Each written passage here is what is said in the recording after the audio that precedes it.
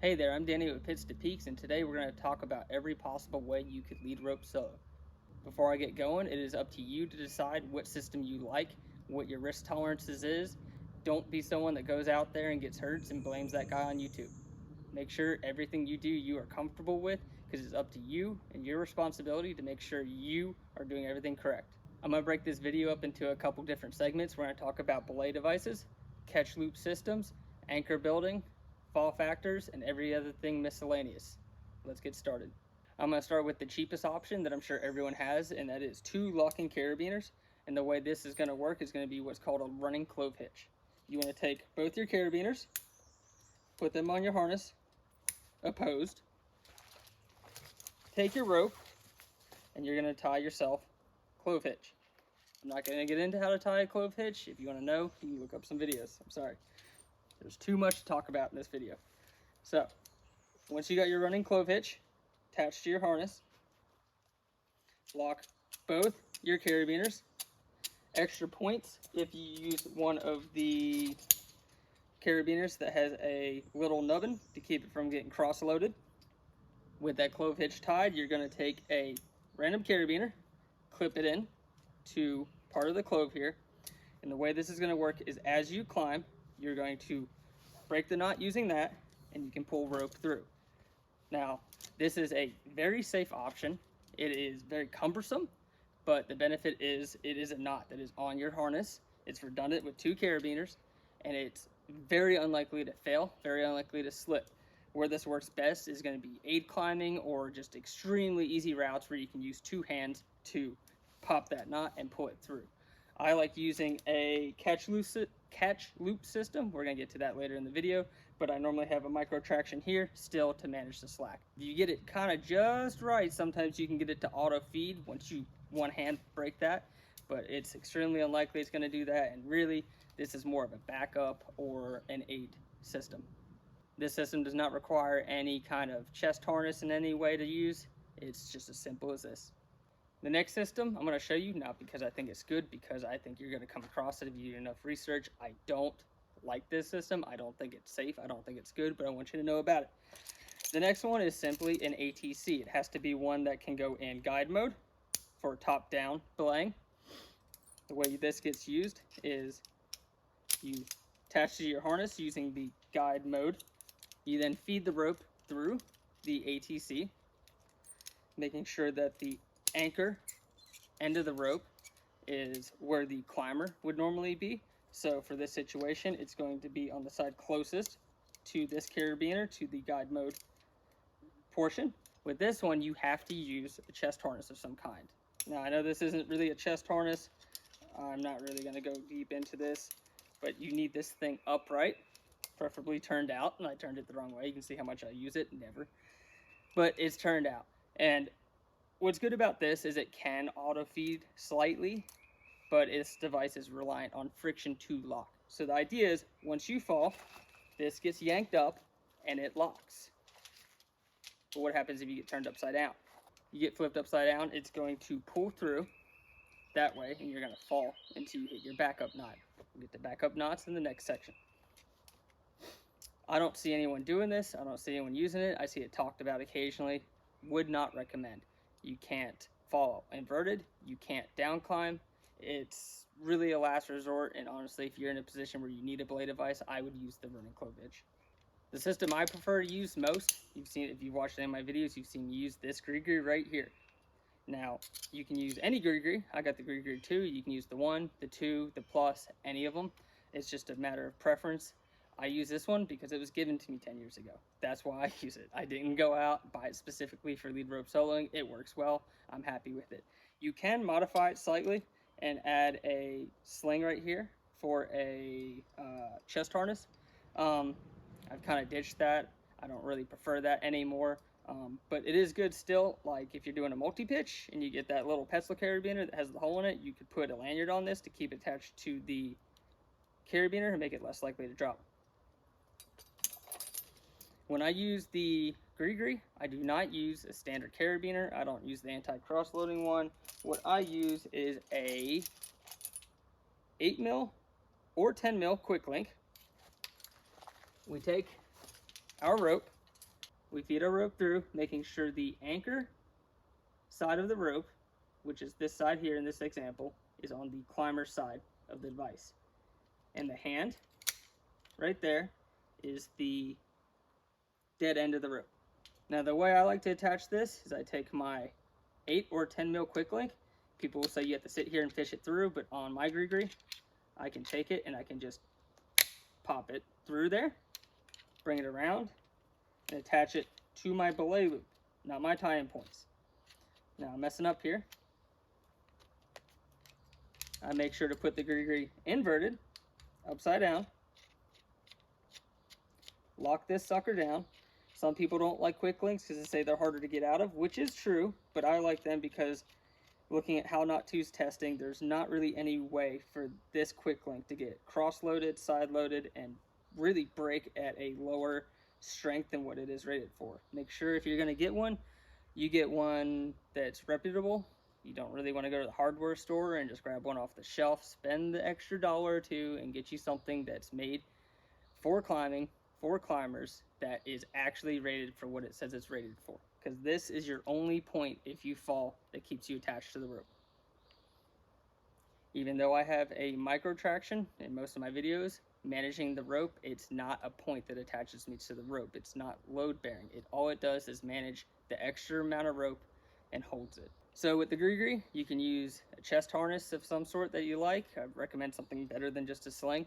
I saw some comments about using a piece of like bungee cord, maybe not something like a hardware store that's real thick, but something a little bit thinner, because when you crunch down and high step and things like that, this distance gets shorter. And when you have a sling and you do this, it gets all floppy. And if you want that thing to stay upright, a bungee is a good idea. Also, a bungee will snap easily if you go inverted and not torque on your back and your neck. Although some people do like a full strength chest harness to attach to the Gri Gri. That way, if they do go inverted, it helps support them. It's just preference. It's whatever you like and whatever you want to go with. So with the Gri Gri on, I attach the micro to this end and attach it somewhere on my harness. We'll get into that later. The good thing about the Gri Gri is a lot of people use them. It's probably the most preferred device. You can use with or without a chest harness. It's friction dependent on locking down on the rope. So playing with different thickness of ropes and things can make it lock down more frequent or less frequent. You get the Gri Gri, I think, Plus with the lead and the top rope mode. You can flip that back and forth to kind of make it more touchy or less touchy to locking down, not locking down. Just kind of do some research and find out which one you prefer if you want to go with the Gri Gri. This is going to be the part of the video where you're going to have to use your imagination some, because I don't own every single device that you could possibly use. The next device that would be in the lineup would be a Revo. That's probably the second most popular device. You can still buy them. They're easy to get a hold of. That device is good because you don't need a chest harness. It relies on speed of the fall to lock down, so you are never going to get a false lockdown. It's pretty much always going to feed very naturally and smoothly while you climb. That's why a lot of people like it. You can modify the spring to make it lock down at slower speeds, which is a good idea if you're going to be using a Revo. I think I already talked about chest. You don't need a chest harness for it. Some of the drawbacks are it's not quite as strong as some other belay devices I've seen where people have been able to break them, maybe even with their hands. I haven't really dove into that, but if it gets loaded on the side, it could possibly break. You can get a situation where you fall and yank on the rope and it locks for a second, and then when you kind of bounce up a little bit, when that rope springs back, it unlocks, and then you fall and it locks, and then it unlocks, and then you just go do. I don't know how prevalent that is. I don't have Revo. I've just kind of read some stuff online. Something to keep in mind if you want to go down that path. The other thing to keep in mind is the Revo has like rounded teeth on a wheel that's V-shaped that the rope lays in. And there are situations where you can desheath your rope. If you take a hard enough fall on a Revo, you can desheath the rope. So that's something to keep in mind. Maybe if you want to use a Revo, reserve those for easy climbs where you really don't think you're going to fall, but you want a rope and you want something that just works really well and just feeds super smooth. That would be a good situation to use a Revo. and then something maybe you're trying to red point and you might be falling on more frequently, you might want to start looking at other devices. It's just all kind of dependent on what you're climbing and what you're comfortable with. The next device would be the Mudo. They got, I believe, 3 versions out right now. It is sold outside of the continental US. I think some Spanish-speaking country. I'm sorry, I don't really know. I haven't really looked into it too hard. Once I found out it didn't really do anything my Gri Gri didn't already do, so I kind of lost interest. The Mudo you can still purchase. It's reasonably priced. It's well built. It is reliant on a chest harness to work correctly. You can, I believe, rappel with it on. You still have to use some kind of catch loose system with that. The people that have them tend to say they really like them. I just haven't had a reason to go out and buy one because I have a device I trust and I like, and I kind of like sticking with that. Next on the list is going to be a Soloist. I believe those were made by Rock Exotica. They're no longer made. You can still find them on eBay, Mountain Project, Facebook pages. They go for between $250 and $300, I think, is the current price online. It's another device that you need to use a chest harness with, or I've seen, when I have seen them, people have been using chest harness. I assume it's kind of required to make it function correctly. They are well built. If you become completely inverted, there's a good chance it's going to not lock down. Although I've seen one in person, you do have to lean quite a long way back, past 90 degrees, before that thing will start to slip. And they've held up. People like them. Again, just not something my device works. It's not I don't have a reason to buy one, but they are really cool. I have had my hands on one briefly. I think they're really neat and interesting. And probably the last device is going to be a silent partner that is talked about a lot. People are a huge fan of a silent partner. They are not made anymore. You can still buy them. Again, Facebook, eBay, Mountain Project. They go between $800 and $1,200. I've seen them all over the place.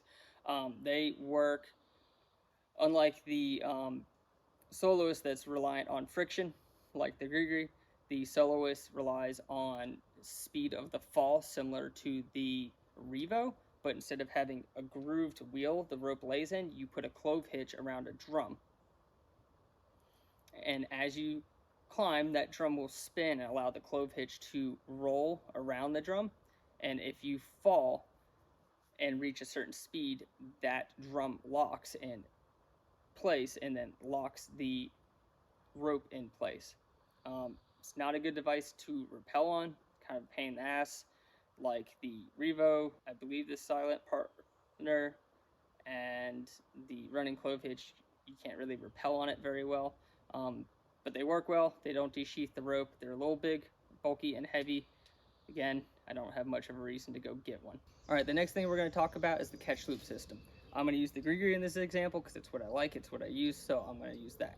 Now, the reason I use a catch loop system, and why you should too, is most devices, if you have the full weight of the extra rope not clipped to the wall, laying on the ground, and as you climb, that weight gets greater and greater, it's going to overcome what the Gri Gri can auto feed and cause it to lock down.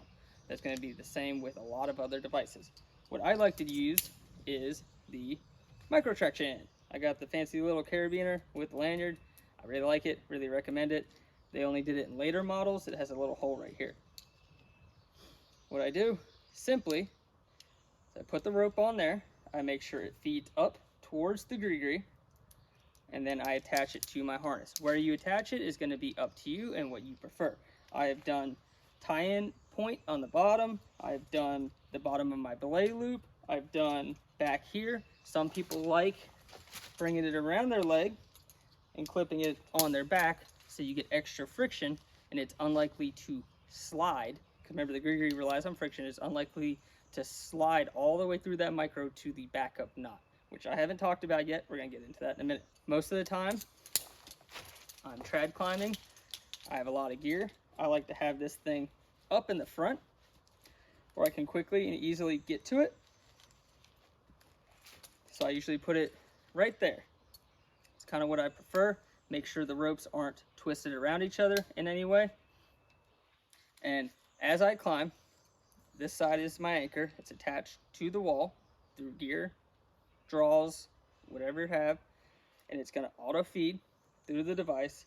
And then every once in a while, I'm going to pull up maybe 4 or 5 feet of rope I can get away with, and then I can climb without having to touch this device. As long as everything's set up correctly, I have a good rope, everything works together, it's going to just auto feed.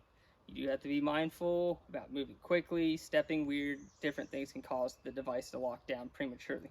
So with the micro traction, I like to do a slip knot every 10 to 15 feet. I'm 5 foot tall, so that's 2 to 3 arm lengths for me. What I do is I take my rope, I flip it over, and I take the dead end of the rope, opposite of my belay devices, and I pull that strand through. And I lock it, that knot, a little snug. And the idea is, if this gets pulled up to the device, when you pull on this side of the knot, that will not open. That's what you want. If I pull on the other side, that slip knot will pop out. So what you're gonna do, every 10 to 15 feet, if you're really easy terrain and you're really not worried about it, I don't know, 20, 30, just send it. But you're gonna make your way down, tie your knots every 10 to 15 feet. I'm putting them close together for this example. And now I have a string of slip knots. What's nice about this is when it gets to the device, I can reach down with one hand, the device will hold, the micro traction will hold the rope from going the other way. With one hand, I can pop that out. I climb, I climb, I climb, I get to the next one hand, pop it out.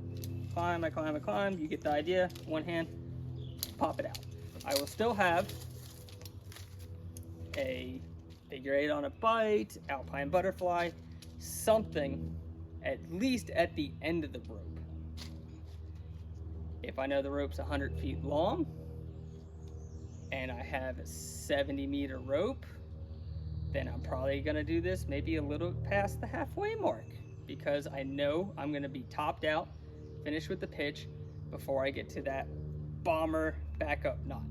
It's also just good to have a micro traction on the wall. It allows you to do a lot more things, especially if you get into trad and multi-pitch and aid and all kinds of things. It's just a very useful tool to have. It's very light, it's very small. I really like carrying it. Another method I've seen online for managing the catch loop system is going to be cowtails attached to your quick draws. Ideally, you have quick draws on both hips. I got one on for this example. And you're going to go a distance that you're comfortable with. I wouldn't say more than 10, 12 feet or so. You're going to pull it through, and then you're going to tie yourself a cowtail, or a cow hitch. I'm sorry, I believe it's a cow hitch. And I'm going to clip that one to the front, and then I'm going to make my way through it. I'm going to go 10, 12 feet or so. I wouldn't want to really go less. Another cow hitch. And I'm just going to keep making my way back and back and back. And the idea is, as you climb, when this rope pulls through and you get close to that cow hitch, you can just take it and you can dump. And then you can keep climbing, climbing. When you get to the next one, you can take it and you can dump. Works really well. You're going to have more rope around your legs and everything that you have to step around and manage than one single strand like with the micro traction, but it does work well, and you get the added benefit that you don't have to do backup knots every once in a while like I like to do with my slip knots, because if you were to fall and the device does not lock, it's going to yank that into there, and it really doesn't take a lot of force to lock down something like a Gri Gri. It gives it that last little bit it needs to lock and keep you from falling to the end of the rope to the ground. All right, the next method could be done in one of two ways. Jan has an amazing video on this. I'll try to link it up here in the description or something. But essentially, you take the dead end of the rope, the one not attached to any gear or the anchor, and you can take it and you can tie yourself a clove hitch on a sling that is attached to your girth hitch to your tie-in point on your harness, and then attach further back. In his video, he taped it on. For this example, I just clipped it to my back for the sake of the video. And again, the bite of rope that you tie is with the dead end of the rope, not the live end. You're gonna do that again every, I don't know, 10 to 15 feet, 20, 30. If you're cruising up 5'3" and you just want a rope for the hell of it and you're practicing, whatever you are comfortable with, whatever your wrist tolerance is. And we're gonna make our way around. We got several knots, and what's nice about this is I can slide all of them front and center. I can reach down and I can pop it out, or if I'm got a loop of rope that's 8-10 feet long and I need to be able to get to gear on my hip, you can slide, I guess ideally one hand, you can slide that out of the way and get to your gear loops. It kind of is on top of everything. You put it where it's out of the way, you're getting close to it, pop it out, you're getting close to the next one, pop it out, so on and so forth. If you want to know how to do that better, like I said, this video is going to be long. I can't go into all the details of everything. Go watch Jan's video. It's about 5 minutes long. It'll tell you everything you need to know and help you decide if that's a system you want to do for your lead rope solos. Another method is you can, same thing as before, but instead of having the sling, you go straight to the belay loop right here.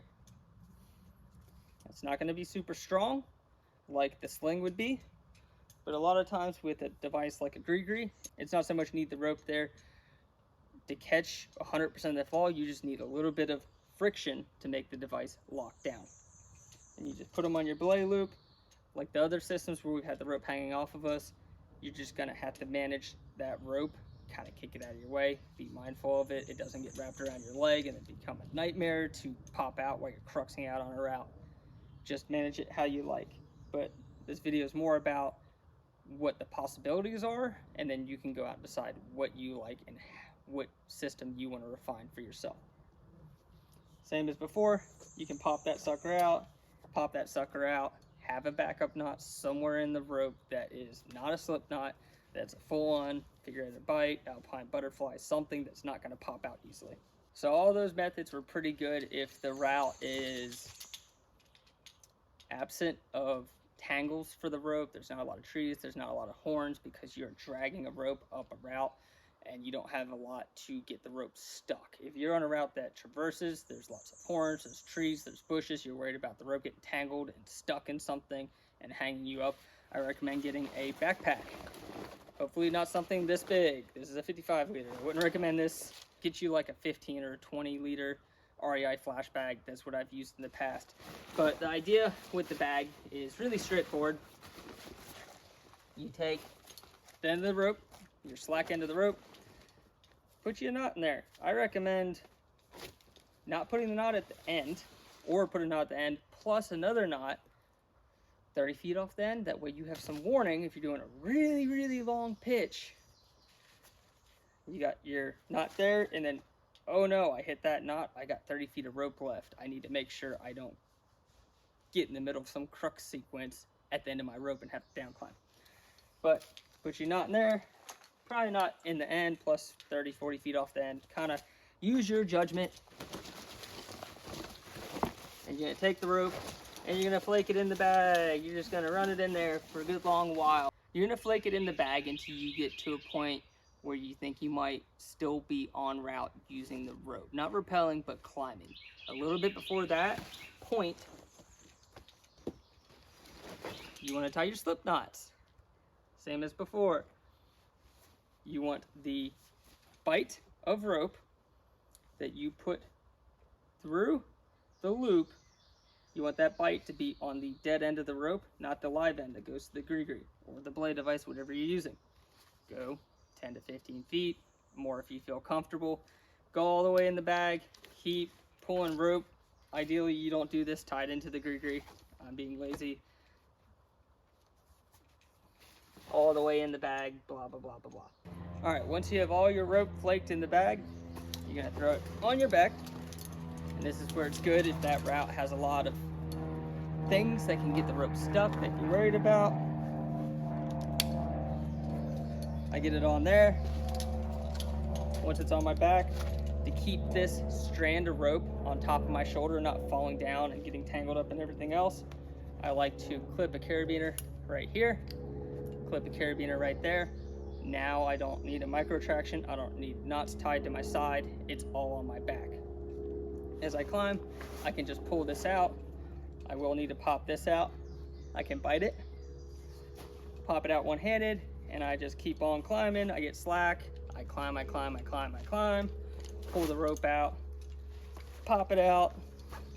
Like before, you could put a micro here, and then you got something to pull against. If you have a good point on your bag, you're not worried about ripping off, because it does take some force to pop this slip knot out. And as I'm climbing, we're gonna get to that backup knot I was telling you about. So imagine you're climbing and you're feeding out rope and you're feeding out rope and you're looking up the route and you see a sequence that looks hard and you need to blow through it quick before you pump out and whip. You're on a good ledge and, oh, look at that.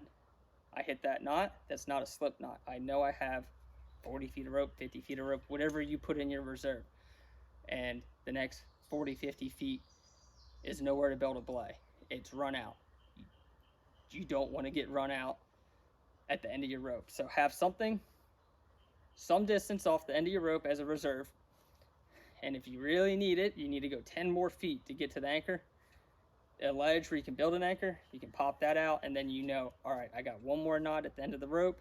I got 50 feet of rope. I need to make it 10 feet to a ledge, build my anchor. Issue with the backpack is you start that pitch with all the rope on your back. You have a bag on your back. It's cumbersome. I like the micro traction because it's the least cumbersome. It keeps the rope the most out of my way, and I carry what could possibly be described the least amount of weight of the rope. I could never really carry more than half the weight of the rope because the other half will be attached to quick draws or cams on the wall, and I will have some kind of slip knot occasionally on those pieces to keep the rope from backfeeding. We're going to get to that in a little bit. All right, let's get into anchors for the sake of this example. Imagine this is bolt 1, this is bolt 2, and this is a bomber ground anchor. This is not actually a bomber ground anchor. Good ground anchors could be a block, rule of thumb, size of a fridge, fallen tree that's big, sturdy, beefy. You can use roots if they're big and strong. You could use a vertical tree at the base of a route, assuming there's branches or big old knots or something to keep the rope from rolling up the tree. I recommend doing a tensionless hitch, which I believe is like 5 wraps around the tree. Then you figure out a bite, attach the rope to itself, and the friction of all the wraps will hold the rope to it. If you just do a vertical tree like this with nothing on it at the base of a route and put the rope at the bottom, there's a good chance it'll slide up. Ground anchors are the best because it's going to give you the lowest factor fall. So I do my rope with a figure 8 on a bite. I have 2 lockers opposed to each other, and we're going to attach it to our ground anchor. Wow, that's so bomber, it's never going to fail me. Lock them down, and then simply as you start climbing, pull the rope through the micro. It'll auto feed as you climb, and you can just clip this to the bolts. You don't need any special draws like this one. Use normal draws as long as your ground anchor's bomber. If you're gonna do a ground anchor, using cams in the bottom of a crack. So here is a good example of a ground anchor right here. What I have is 2 cams inverted upside down in the crack. A good rule of thumb is all the pieces add up to 20 kilonewtons or more, so you don't really want to be using a bunch of micro cams. You want to use something a little beefy. Ideally, maybe not in the same crack unless you just know that crack, both sides, is super bomber and the rock's not going to move. Off of those 2 cams, I have a sling that is equalized and attached using a quick link. I really like quick links. If you're not going to use a quick link, use 2 opposed carabiners, and that is attached using a figure 8 on a bite. And above that, I have a nut with a piece of cordelette on making a prusik. The reason I want to do that is I want those cams to stay where they're at. If this rope were able to wiggle around a whole lot and a ton and raise and drop and raise and drop and raise and drop as I climb, these cams may walk and bury themselves in the crack or fall out or get twisted in a weird way when I fall and yank on it. They get pulled, side loaded in some odd way and break the cams. I wouldn't use less than 2 pieces. Ideally, I would use 3 pieces, but this is a good example. Those 2 cams are inverted, well placed. I got a nut up there that is just holding the rope up, keeping it from dropping, raising, dropping, swinging left and right, and making those cams walk, because no one's down here to monitor that and make sure it's in a good position. When you do a top down anchor, cams above you, the weight's always pulling down. They don't really walk, but when the cams are below you, they can walk. No one's here to watch it, check it, make sure they don't move. So you need to build an anchor in a way where they stay put. If you're going to use the first and second bolt as your anchor, which you should use the second bolt. I know in the last video said I don't normally. I've stopped doing that, or I've started doing that. I use the first and the second bolt in my anchor now on sport routes. What I'll do is I'll do a figure 8 on a bite at the end of the rope. I'll use a 10 or 8 millimeter quick link on a bite on the rope. I will go ahead and feed the rope through this special draw I have in between what's going to be on the first bolt, the figure 8 on a bite. I'll attach it in between that and the Gri Gri. It is a quick link, 8 or 10 millimeter, with a locking carabiner, preferably something that won't cross load like this one here. I'll have them on my harness. I got my rope through my Gri Gri, through my micro traction. I got my backup knots, all that stuff we talked about a minute ago. And I'll climb up the route, and when I get to the first bolt, I'll get that on there and I'll lock that sucker down. You can use a normal locker, but if you are going to use a normal locker, please use one that won't let it cross load. And then I can keep climbing. Once I get to the second bolt up here, I got it ready to go. Unless it's an easy enough route that I know I'm going to be standing on a ledge and I'm not worried about it. Maybe I'll do it up there.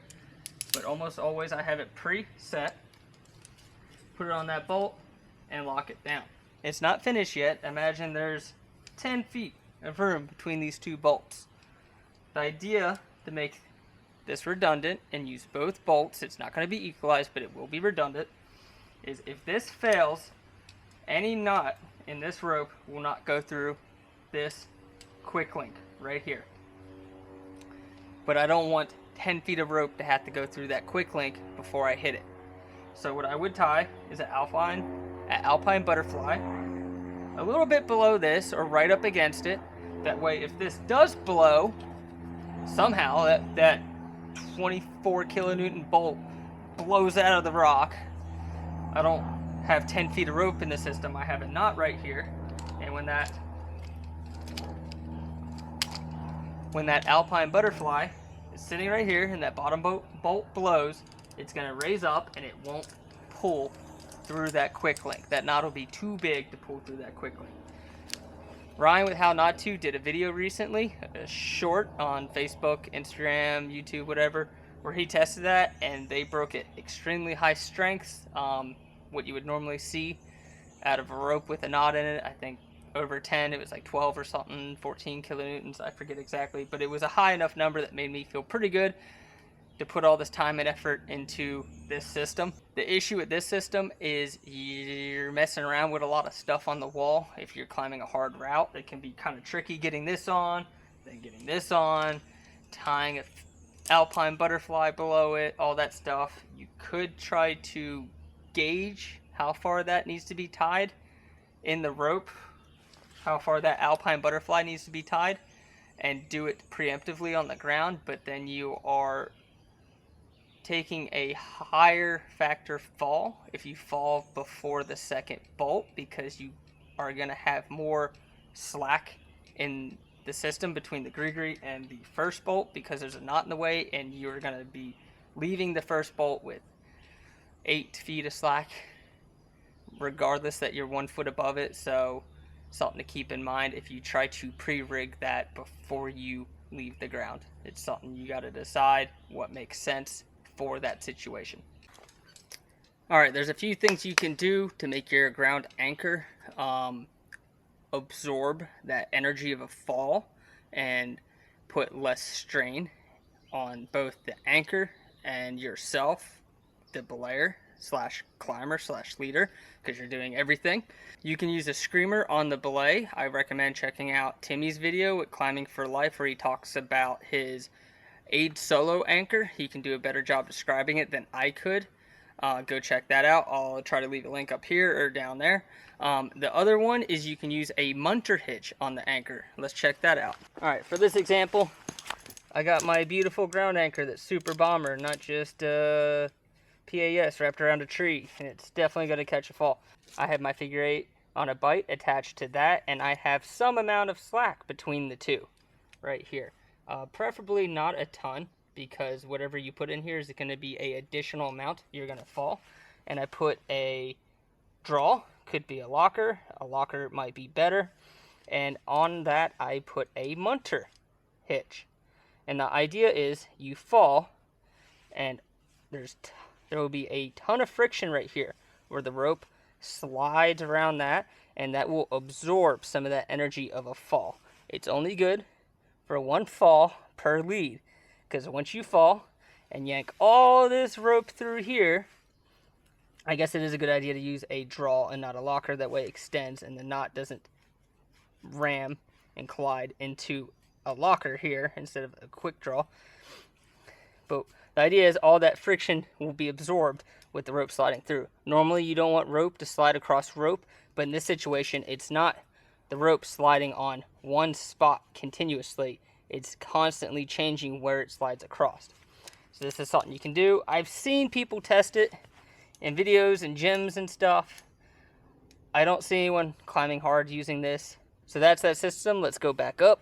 I've seen both the screamer and the munter used in tests and theories. I haven't seen anyone actually climbing hard, falling on that. You could also use bungee systems. I have heard of people using those to when they're red pointing something and they're taking multiple falls. Some kind of bungee system will retract each fall.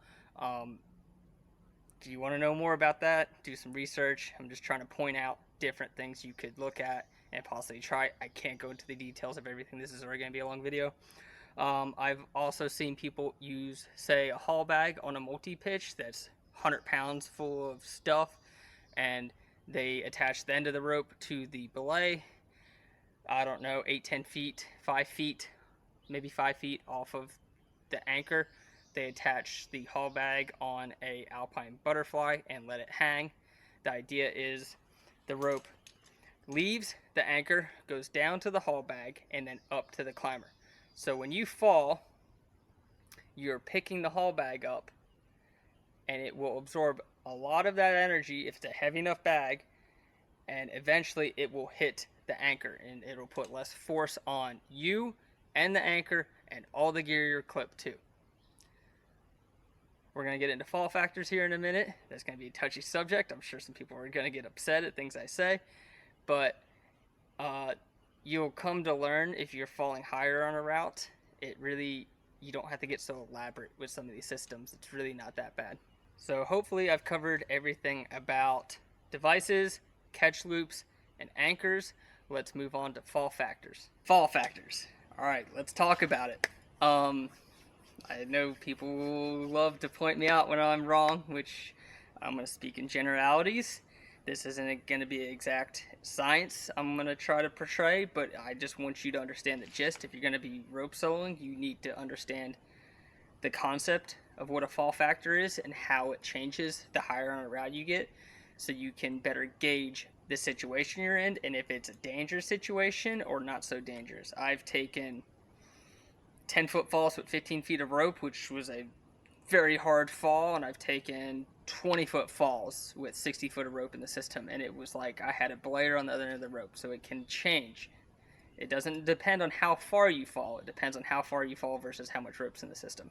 So let's start with a fall factor 2, FF2. That's ideally the worst fall factor you could possibly take.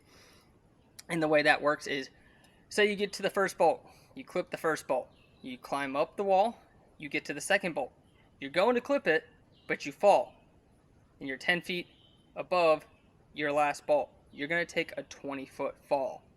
That's a fall factor of 2. You fall twice the distance of the rope in the system. I hope no one disagrees with that. Alright, now let's talk about a fall factor 1. You clip the first bolt, you got, I don't know, 3 foot of rope in the system because you're getting ready to do some moves and you pulled some rope out, and you clip that first bolt and you fall 3 feet. That's a fall factor 1. You fall the same amount of rope you have in the system. So say you clip that first bolt, clip the second bolt, clip the third bolt, clip the fourth bolt, then you fall. Say you fall, let's use a better example. Say you're 100 feet up the route and you fall 10 feet. If I understand this correctly, tell me if I'm wrong in the comments. That's a fall factor of 0.1. You fall 1/10 of the distance of the rope in the system. The lower that fall factor number, the softer the catch is going to be. I think, from my experience, once you get to a fall factor of like, I don't know, 0.4 or so, 0.5, it really doesn't start to matter. It's as long as you don't hit anything on the way down. It's not that hard of a catch. It's a lot softer than you would think it would be. Like I said, I took a 20-foot whip with 60 foot of rope in the system, and I could have swore there's someone holding the other end of the rope, some meat sack that got picked up and absorbed all that. You got to remember, the rope we use, the dynamic ropes we use, are dynamic. They stretch somewhere, I believe, around 25%.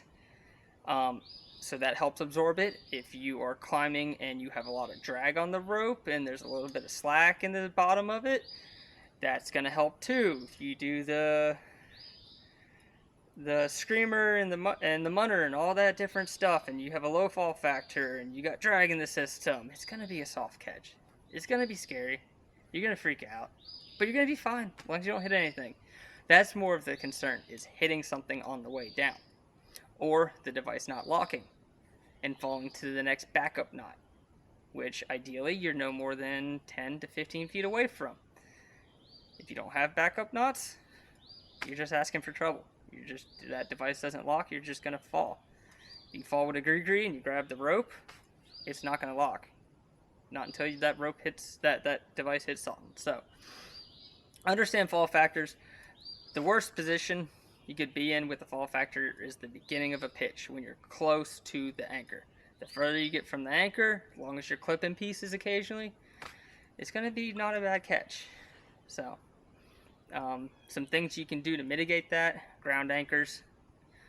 You could maybe stretch the rope out. Say you got the wall, you're going to climb right here. You could tie the rope 20 feet out here to a tree and redirect it through some cams or a tree. And before you even leave the ground, you got 20 feet of rope in the system.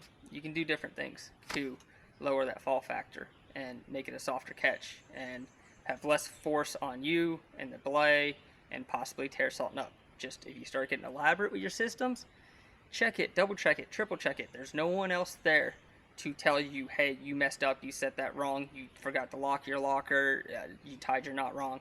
No one else is there. So sometimes simpler is better, because once you start getting complex systems, you have more opportunity to make mistakes. So decide how complicated you want to get it, and if you can keep up with that complex system and actually manage it and pull it off every single time. And be careful changing systems. If you change systems a lot, that's new things you got to remember to do. Another way you can mitigate fall factor, say you've climbed the first pitch, and that second pitch, that first 10 feet, cruxy, and you think you might fall, and you don't want to fall close to the belay. What you can do is you climb the first pitch and then climb just past that crux, clip some pieces, wrap back down to the top of the first pitch, clean the first pitch, come up, reset your anchor, leave your rope clipped to that piece above the crux, and then you're essentially top rope soloing through the crux. And then once you get past that, you've got the first 10 feet of the rope, 15 feet of the rope attached to the wall in your system before you're on lead. There are ways to mitigate high fall factors. Alright, stick around here in a minute. I'm going to rope up, I'm going to get on a route and do my best to show you me using the system. I'll do a simulated fall, but let's get into miscellaneous. So some things to keep in mind, things like the Gri Gri, which are friction dependent devices. Any friction dependent device, if you fall, don't grab the rope. If you grab the rope, it's going to slide to the backup knot. If you're used to trad climbing and used to extending gear, you can probably leave half those slings at home or more. You do not need to extend pieces unless you're worried about the piece wiggling out, or if you need to extend to get around something that's sharp and you don't want the rope to cut. You're not worried about rope drag. That rope's not sliding through those pieces. It is staying ideally in place on those pieces, so you don't have to worry about rope drag. That's one nice thing about rope soloing. If you do a multi-pitch and you get on a climb and there's a pitch that has heinous rope drag, maybe consider rope soloing it so you don't have to deal with that if you're comfortable. Just general things like if you're learning to rope solo and you're not comfortable yet, go get on something that's like 5'2", 5'3". Find the easiest, juggiest, most solid rock you can find and learn to rope solo on that. Don't learn to rope solo on something that you might fall on, because you're going to be overwhelmed with the system. You're not going to trust it. You might set it up wrong because you're figuring it out, because you watch some dude on YouTube tell you how to do it.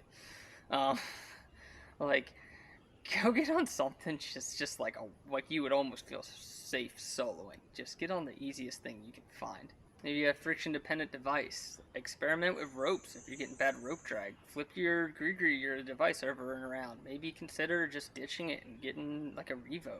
Alright, I guess that's just going to be a really short section. I can't think of much miscellaneous things, so I'm going to get set up. And there is a 510 sport route right here that I believe I can make a ground anchor using that block, and we're going to get on it. Alright, so I'm sitting at the base of the route. I have my ground anchor around that boulder down there, size of a fridge or larger. I've even thought about it, and I took the time to tie myself an alpine butterfly. Tied it where I think it would be slightly below the first bolt. So not only do I have a ground anchor, I'm also backed up by the first bolt, which makes me feel better because then I have 2 points. So I'm using my special draw that has a quick link and a locking carabiner that can't get cross-loaded even with the rubber piece and this piece there. I will connect that to my hip. That'll be my first piece I place. The knot is below it. So if that ground anchor somehow blows apart, the rope comes off, gets cut, whatever, that alpine will raise up, hit that, and be a extra anchor, a redundant anchor. So I'm gonna take my rope, 1, 2, 3, tie my slip knot, making sure the bite is on the non-anchor side of the rope. Trying to make sure I say everything right. Trying to do a good job, guys. And I'm gonna do that between 10 and 15 feet. Generally works pretty good for me. And I'm just gonna keep going through it. I might put them closer together, closer to the ground, and then further apart as I get higher up the route when I can afford to take a bigger fall. Alright, and then once I get to a point where I feel like I will have topped out the route plus some, because I don't want to run into this in the middle of the route, I'll tie my figure 8 on a bite, alpine butterfly, whatever you need. I also have one in the end of the rope. In case I untie this, I still have one in the end because I'm going to wrap on this. I want to have a knot in the end of my rope when I rappel. And this is just an extra fail-safe is all it is. With all that done, I will grab my belay device. I will grab the rope, checking which side's the anchor and which side is the dead end of the rope. And I will pay attention to that. Anchor side goes on climber side, dead end goes on the hand. Push that through, make sure it's locked, and I'll check it, make sure when I pull up rope, it goes through. When I pull down, it locks. Make sure it's not twisted. Take the Gri Gri, yank up on the anchor's end. I can see the cam raise and pinch the rope on that side, right there. When I pull that side, doesn't lock. This side, anchor side, does lock. Take a minute, make sure everything's right. There's no one here to check you. You have to check yourself, and you have to be right. So it's locked, that's locked. I got knots in, that anchor's built. I'm gonna throw this on the first bolt and lock it. Just make sure that's unlocked so I can get it off my harness when I get up there. And that will give me a redundant anchor. Even though I have a ground anchor, it's a block, it's pretty big and beefy. Still just a block. It makes me feel better to have a bolt backing everything up. Let's get to it. I got no spotter. I'm by myself.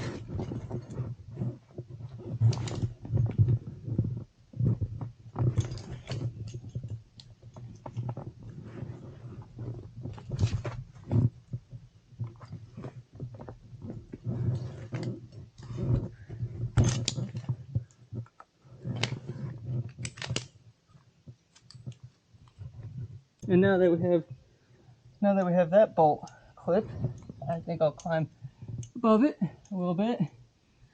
Probably good because I'm struggling already.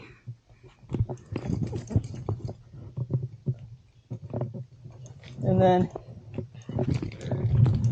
it seems like a good spot and falling. So that was every bit of a 10-foot fall right there. No big deal. Anchor down there held. Anchor up here held. I adjusted a little bit when I got to it. Could have even moved that down even more. So I'm clipping my PAS because I realized there's something I completely forgot to mention. A thing you don't want to happen while you're climbing is you don't want this rope that you have clipped to all your draws to backfeed. When that can happen is you're climbing and you're feeding rope through the Gri Gri and you're not paying attention, you're climbing, you see how it's just going, it's just dropping, and it's just dropping, and it's just dropping, and you're focused on the climbing, you're not paying attention to the giant pile of rope that's pulling up on the ground that is adding slack to the system between you and the anchor, and that's the further you're gonna fall before the device catches, before it even begins to think about catching. So what I like to do, when possible, you can't do it every piece, you don't need to do it every piece. Usually I do this when I get to a good stance where I have two hands available. I have been able to do it with one hand. It's a lot easier with two. If you kind of plan out ahead, you look up the route, you kind of look and see a natural ledge that you can get a no-hand rest. Take your two hands, take the belay Gri Gri side, not the anchor side, pull it around, and tie a slip knot. Now, if I'm feeding rope through the Gri Gri, it doesn't go down to the ground. Minimal slack, you mitigate the amount of rope in the system to only what you need. And the cool thing is, once you get above it, a couple pieces, and you're ready to put another one in, if you can, yank up, pops it out 20 feet below you, and the one that you're currently on, the new one way up the wall, put your bite in. Now, if the rope is sliding through the Gri Gri, it's not feeding down the wall. So, I'll shut this off and we'll get to the top. Alright, so once you get to the top of the route, you get your PAS on. What I like to do, grab the dead end of the rope, pull this sucker all the way up, so you have the very end of it, pop the knots out as they come up. So I got the end of my rope right here. I'm going to pop this knot out, the very last knot, feed it through the rings, and tie a knot back in it, because we don't want to wrap off the end of our rope, and we're going to just feed this whole thing through there.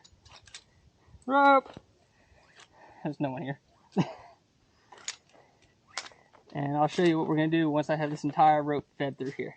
Alright, now that we have the entire bit of the rope pulled through, and it's pulling on our belay devices, I'm going to pop those suckers off. I'm going to take the Gri Gri off this strand, which we just climbed on, and just put it on this strand. We trust that anchor enough to catch us if we fall. We should trust it enough to rappel on. And I know I fell on it, so it has me way more force than rappelling on it, but we're going to pull this sucker tight, tight, tight. Push, check everything, make sure we feel good about it. At this point, we can just pop our PAS off and rappel down. Using the anchor that we built to keep the strand of rope that we're not on from pulling through the rings. If you made it this far, thank you so much for watching the whole video. I've been talking about doing this for a long time. I'm sure I missed some things. I may have missaid some things, but generally most of that information should be pretty accurate. Hopefully that gives you the information you know to be able to make your own decisions and decide what system you like and what you want to go with. So real quick, last thing, I'm over here editing the video. This was meant to be a 1,000 subscriber special. I've been sitting on this footage for a while. I've been kind of scared to post it. There's a lot of information in here that I needed to get right, that I wanted to get right. But either way, thank you all so much for subscribing and following the channel. It's grown a lot in a very short amount of time, and I really appreciate it. I'll see you guys on the next one.